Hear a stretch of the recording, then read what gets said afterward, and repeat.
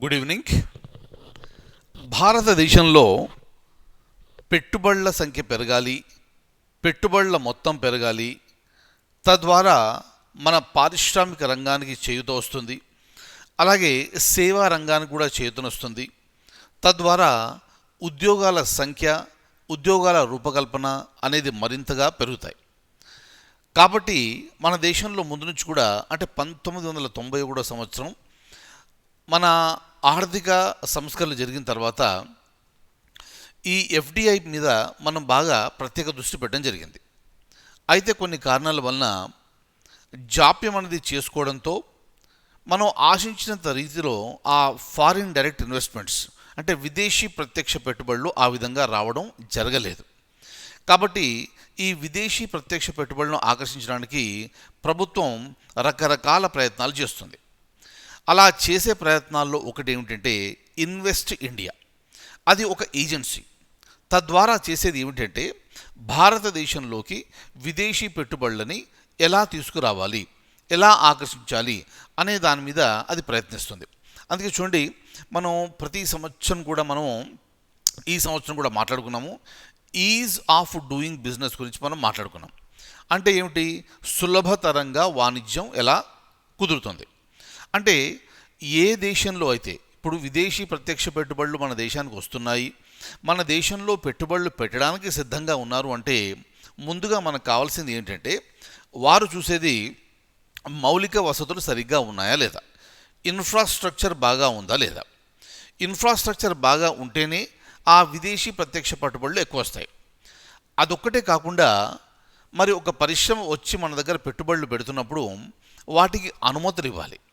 ఆ అనుమతులు మనం ఎంత తొందరగా ఇవ్వగలిగితే అంత తొందరగా పెట్టుబడులు పెట్టి అంత తొందరగా పరిశ్రమలు స్థాపించడం జరుగుతుంది.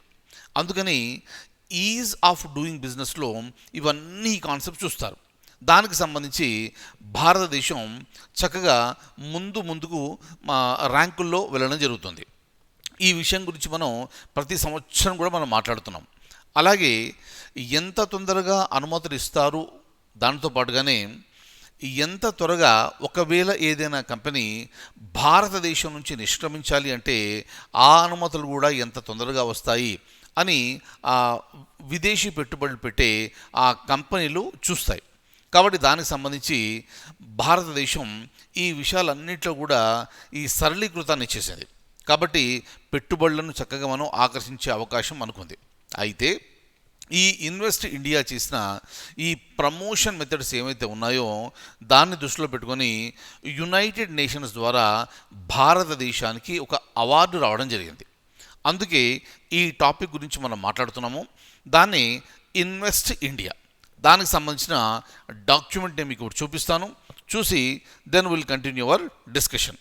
చూడండి ఒకసారి, ఇక్కడ మన టాపిక్ వచ్చేసి ఇన్వెస్ట్ ఇండియా. ఈ ఇన్వెస్ట్ ఇండియా అంటే ఏమిటి అంటే ఇది an investment promotion and facilitation agency. ఎవరికి సంబంధించింది? ఇది కేంద్ర ప్రభుత్వానికి సంబంధించిన ఒక సంస్థ.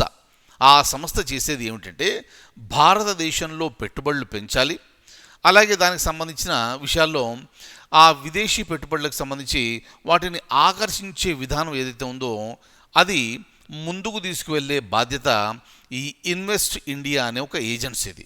ఇది ఎవరికి సంబంధించింది? కేంద్ర ప్రభుత్వానికి సంబంధించింది. అయితే ప్రస్తుతము మనం ఈరోజు దీని గురించి ఈ క్లాస్లో ఎందుకు మాట్లాడుతున్నాము అంటే 2020 సంవత్సరానికి సంబంధించి యునైటెడ్ నేషన్స్ ఇన్వెస్ట్మెంట్ ప్రమోషన్ అవార్డుని మన దేశం గెలుచుకుంది.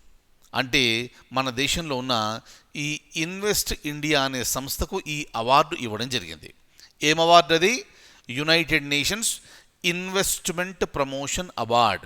అంటే ఏ దేశంలో అయితే ఈ పెట్టుబడులు పెట్టడానికి చక్కటి పద్ధతులు అవలంబిస్తున్నారో ఆ దేశానికి ఈ అవార్డు రావడం జరుగుతుంది.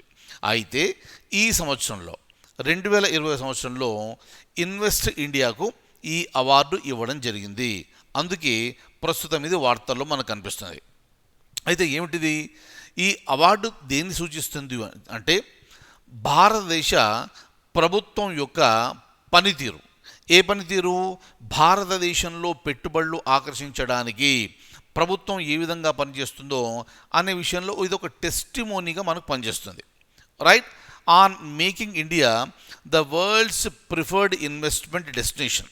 ప్రపంచంలో ఎన్నో దేశాలు ఉంటాయి, మన దేశానికి ఎందుకు రావాలి అంటే మన దేశానికి రావడానికి కావలసిన ఈ సదుపాయాలు మన దేశంలోనే పెట్టుబడి పెట్టడానికి వారు ఉత్సాహం చూపించే విధంగా మనం పాటించే పద్ధతులు వాటన్నిటిని దృష్టిలో పెట్టుకొని ఈ అవార్డు మనకి ఇవ్వడం జరిగింది.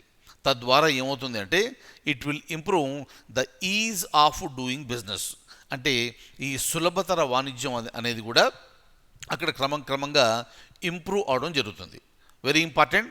ఈ అవార్డు ఎవరిచ్చిందంటే United Nations Conference on Trade and Development ఈ అవార్డు ఇవ్వడం జరిగింది. ఈ అవార్డు ఇచ్చింది ఎప్పుడంటే డిసెంబర్ 7, 2020 ఈ అవార్డు ఇవ్వడం జరిగింది. రైట్? అయితే ఈ యునిక్టాడ్ హెడ్ క్వార్టర్స్ ఎక్కడుంది అంటే జెనీవాలో ఉంది. ఈ పాయింట్స్ అన్నీ కూడా మీరు ఖచ్చితంగా జ్ఞాపకం పెట్టుకొని తీరవలేను. ఫైన్. చూడండి, ఇప్పుడు మనం డిస్కస్ చేసిన టాపిక్ ఏదైతే ఉందో ఇటువంటి టాపిక్స్ మనకు ప్రిలిమ్స్లోనూ వస్తాయి. అలాగే ఇక్కడ మనం చూపించిన మీకు ఇన్ఫర్మేషను మెయిన్స్లో మీరు చక్కగా కొన్ని పాయింట్స్ యాడ్ చేయడానికి మీకు బాగా పనికొస్తాయి. కాబట్టి ఇవన్నీ మైండ్లో పెట్టుకోండి. అవసరాన్ని బట్టి అది ప్రిలిమ్స్లోనా లేదా మెయిన్స్లోనా ఈ పాయింట్స్ చక్కగా మనం వాడుకోవచ్చు. ఫైన్. ఇక ఈ రోజుకి సెలవు. మళ్ళీ మనం తర్వాత క్లాస్లో ఇంకా వేరే టాపిక్స్తో కలుద్దాము. Take very good care.